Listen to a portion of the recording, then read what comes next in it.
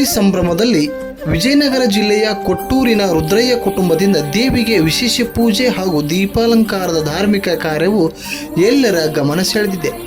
ದಸರಾ ಹಬ್ಬ ಬಂತೆಂದರೆ ಸಾಕು, ನಮಗೆಲ್ಲ ಹಬ್ಬದ ಸಂಭ್ರಮವೇ. ನಾಡದೇವಿಗೆ ಹರಕೆಯೊಂದಿಗೆ ವಿಶೇಷ ಪೂಜೆ ಸಲ್ಲಿಸುವುದು ನಮ್ಮೆಲ್ಲರ ರೂಢಿ.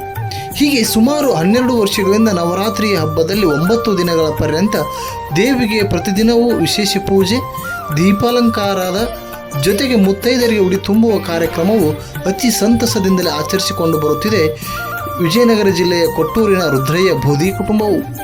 ರುದ್ರಯ್ಯವರು ಖಾಸಗಿ ಕಂಪನಿಯೊಂದರಲ್ಲಿ ಕೆಲಸ ಮಾಡುವಾಗ ಮುಧೋಳದಲ್ಲಿ ನೆಲೆಗೊಂಡಿದ್ದರು. ಒಂದು ದಿನ ರುದ್ರಯ್ಯನವರ ಸ್ವಪ್ನದಲ್ಲಿ ದೇವಿ ಪ್ರತ್ಯಕ್ಷವಾಗಿ ಭಕ್ತಿಯಿಂದ ನನ್ನ ಆರಾಧನೆ ಮಾಡು, ದೀಪಾಲಂಕಾರದಿಂದ ಪೂಜಿಸು, ಕಷ್ಟ ಬರದಂತೆ ಕಾಪಾಡುತ್ತೇನೆ ಎಂದಳಂತೆ. ಅಂದಿನಿಂದ ಇಂದಿನವರೆಗೆ ಪ್ರತಿ ದಸರಾ ಹಬ್ಬದಲ್ಲಿ ದೇವಿಗೆ ದೀಪಾಲಂಕಾರದ ಜೊತೆಗೆ ಧಾರ್ಮಿಕ ಕಾರ್ಯಕ್ರಮ ನಡೆಸುತ್ತಾ ಬರುತ್ತಿದೆ ಈ ಕುಟುಂಬ. ಮುಧೋಳದಲ್ಲಿ ಸುಮಾರು 10 ವರ್ಷಗಳ ಕಾಲ ದೇವಿಯ ಆರಾಧನೆ ಮಾಡುವ ಮೂಲಕ ಆ ಭಾಗದ ಜನತೆಗೆ ದಸರಾ ಹಬ್ಬದ ವೈಶಿಷ್ಟ್ಯತೆಯನ್ನು ಎತ್ತಿ ಹಿಡಿದಿದ್ದಾರೆ.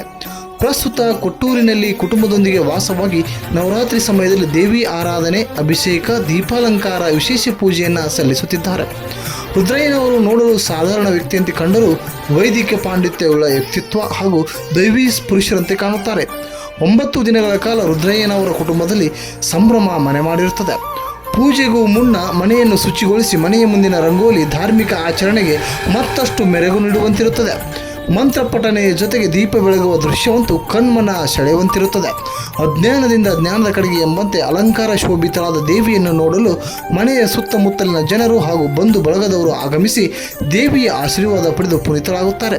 ದೀಪ ಬೆಳಗುವ ಕಾರ್ಯದಲ್ಲಿ ಎಲ್ಲರೂ ಭಾಗಿಯಾಗಿ ತಮ್ಮ ಮನಸ್ಸಿನಲ್ಲಿ ಇಷ್ಟಾರ್ಥ ಸಿದ್ಧಿ ಸಂಕಲ್ಪ ಮಾಡಿಕೊಂಡರೆ ನೆರವೇರುತ್ತದೆ ಎಂಬ ನಂಬಿಕೆ ಇಲ್ಲಿಯ ಜನರದ್ದು. ಅಷ್ಟೇ ಅಲ್ಲದೆ ರುದ್ರಯ್ಯನವರ ಕುಟುಂಬ ದೇವಿ ದರ್ಶನಕ್ಕೆ ಬಂದಂಥ ಮುತ್ತೈದರಿಗೆ ಉಡಿ ತುಂಬುವ ಕಾರ್ಯಕ್ರಮ ಹಾಗೂ ಅನ್ನ ಸಂತರ್ಪಣೆ ಕಾರ್ಯಕ್ರಮ ನೆರವೇರಿಸುತ್ತಾರೆ. ರುದ್ರಯ್ಯನವರ ಭಕ್ತಿಭಾವದ ದೇವಿ ಆರಾಧನೆಗೆ ಕುಟುಂಬ ಕೂಡ ಸಾಥ್ ನೀಡಿದೆ. ಬೃಹದಾಕಾರದ ದೇವಿ ಮೂರ್ತಿಗೆ ದೀಪಗಳ ಅಲಂಕಾರವು ಮೈ ರೋಮಾಂಚನಗೊಳಿಸುವಂತಿರುತ್ತದೆ. ದೇವಿ ಆರಾಧನೆಯಿಂದ ನನ್ನ ಕುಟುಂಬ ಸುಖ, ಶಾಂತಿ, ಸಂತೋಷ ನೆಲೆಗೊಂಡಿದೆ ಎನ್ನುತ್ತಾರೆ ಕೊಟ್ಟೂರಿನ ರುದ್ರಯ್ಯನವರು.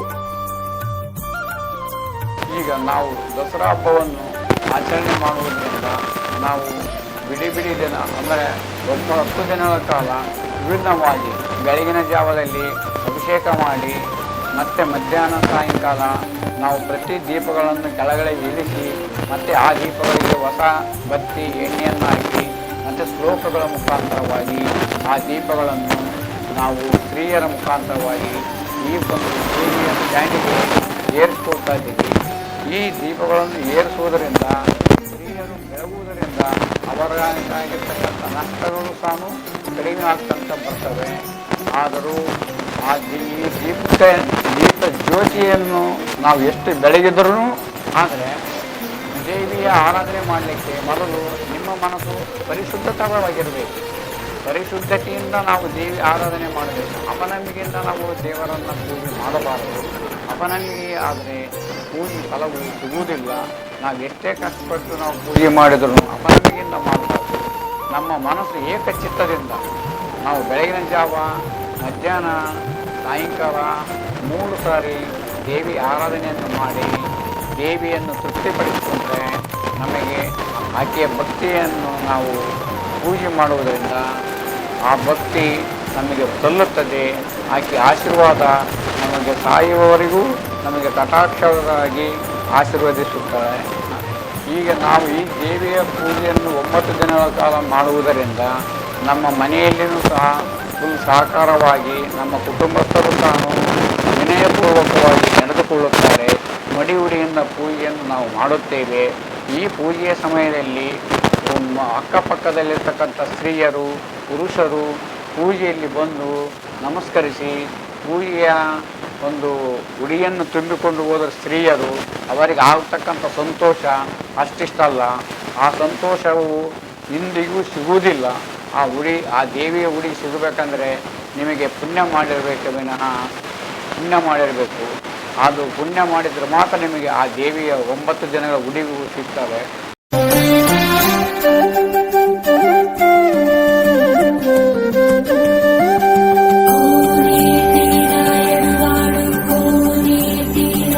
ಜೀವನವನ್ನು ಸುಖವಾಗಿ ನಡೆಸಲು ನಾವು ದೇವಿ ಆರಾಧನೆಯನ್ನು ದಸರಾ ಹಬ್ಬದ ವೇಳೆ 9 ದಿನಗಳ ಕಾಲ ಜ್ಯೋತಿಯನ್ನು ಬೆಳಗುತ್ತಾ ಪೂಜೆಯನ್ನು ಮಾಡುವುದರಿಂದ ನಮಗೆ ಶಾಂತಿ, ಸುಖ, ನೆಮ್ಮದಿ ಮತ್ತು ಸೌಭಾಗ್ಯಗಳು, ಇದರಲ್ಲಿ ಕೀಳು ಮೇಲು ಅಂತಕ್ಕಂಥ ಯಾವುದೇ ಪ್ರಶ್ನೆಗಳು ಬರುವುದಿಲ್ಲ.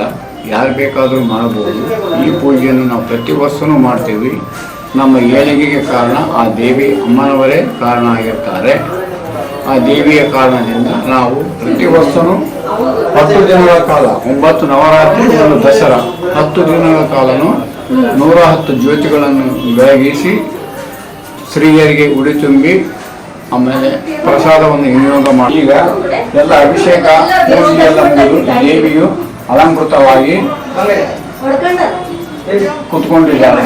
ಓಣಿಯಲ್ಲಿ ಕರ್ಕೊಂಡು ಬಂದು ಎಲ್ಲರಿಗೆ ಉಡಿ ಕಾರ್ಯಕ್ರಮ, ಆಮೇಲೆ ಎಲ್ಲ ಸ್ನೇಹಿತರು, ಆಮೇಲೆ ನಮ್ಮ ಪರಿಚಯದವರು ಎಲ್ಲರೂ ಬಂದು ಫ್ರೆಂಡ್ಸು ಎಲ್ಲ ಬಂದು ಅವರಿಗೆಲ್ಲ ಉಡಿ ಕೊಟ್ಟು ಪ್ರಸಾದ ಕೊಟ್ಟು ಎಲ್ಲ ಆರಾಧನೆ ಮಾಡ್ತೀವಿ. ಚೆನ್ನಾಗಿ ಎಲ್ಲರೂ ಬಂದು ಅವರು ಎಲ್ಲರಿಗೂ ಒಳ್ಳೆಯದಾಗಿದ್ವಿ.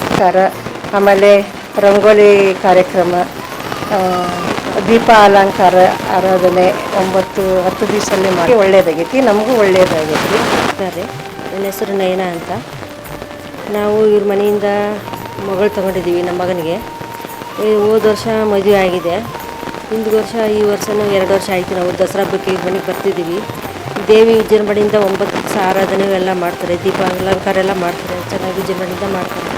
ಎಲ್ಲರೂ ಓಣೆಯರು ಊರವರೆಲ್ಲ ಬಂದು ಹೋಗ್ತಾರೆ. ನಾವು ಹಿಂದಿನ ವರ್ಷ ಎಲ್ಲ ಮನೆಗೆ ಬಂದುಬಿಟ್ಟು ಚೆನ್ನಾಗಿ ಪೂಜೆಗೆಲ್ಲ ಭಾಗವಹಿಸ್ತಿದ್ದೀವಿ. ಪೂಜೆಗೆಲ್ಲ ಇದು ಮಾಡ್ತಾಯಿದ್ದೀವಿ, ಅಲಂಕಾರ ಎಲ್ಲ ಮಾಡಿ ನಾವು ದೀಪ ಆರಾಧನೆ ಎಲ್ಲ ಮಾಡ್ತೀವಿ. ನಮಗೂ ಒಳ್ಳೆಯದಾಗಿದೆ, ನಮ್ಮ ಮಗನಿಗೆ ಒಳ್ಳೆಯದಾಗಿದೆ, ನಮಗೆ ಮೊಮ್ಮಗು ಆಗಿದೆ ಆಗಲೇ ದೇವಿಯ ಅನುಗ್ರಹದಿಂದ. ತುಂಬ ಚೆನ್ನಾಗಿದ್ದಾರೆ ಎಲ್ಲ. ಸುಮಾರು ಈಗ ಒಂದು 12 ವರ್ಷದಿಂದ ಮಾಡ್ಕೊಂತ ಬಂದಿದ್ದಾರೆ. ಪೂಜೆ ಎಲ್ಲ ತುಂಬ ಚೆನ್ನಾಗಿ ಮಾಡ್ತಾರೆ ಅವರು. 9 ದಿನ ಒಂದು ದಿನ ತಪ್ಪದಂಗೆ ಚೆನ್ನಾಗಿ ದೀಪ ಆರಾಧನೆ ಎಲ್ಲ ಭಾಳ ಚೆನ್ನಾಗಿ ಮಾಡ್ತಾರೆ. ಮೈಸೂರು ದಸರಾ ಯಾವ ಥರ ನಡೆಯುತ್ತೆ ಅದೇ ಥರ ನಮ್ಮ ಊರಲ್ಲಿ ನಮ್ಮ ಅಣ್ಣಾರು ಇದೆ, ಅದೇ ಥರ ಮಾಡ್ತಾರೆ. ಕೊಟ್ಟೂರು ಗ್ರಾಮದಲ್ಲಿ ಭಾಳ ಚೆನ್ನಾಗಿ ಮಾಡ್ತಾರೆ. ಎಲ್ಲ ಮುತ್ತೈದೆ ಸೇರ್ಕೊಂಡ್ಬಿಟ್ಟು ದೀಪಾರಾಧನೆ ಅದೆಲ್ಲ ಮಾಡ್ತಾರೆ. ಆಯುಷ್ ಆರೋಗ್ಯ ಭಾಗ್ಯ ಕೊಡ್ಲಿ ಅಂತಂದು ಹೇಳ್ಬಿಟ್ಟು ಮುತ್ತೈದರಿಗೆಲ್ಲ ನಮ್ಮ ಅಣ್ಣವರು ಡೈಲಿ ಉಡಿ ತುಂಬ್ತಾರೆ. ಇವತ್ತು ಕೂಡ ತುಂಬ ಪ್ರೋಗ್ರಾಮ್ ಇದೆ.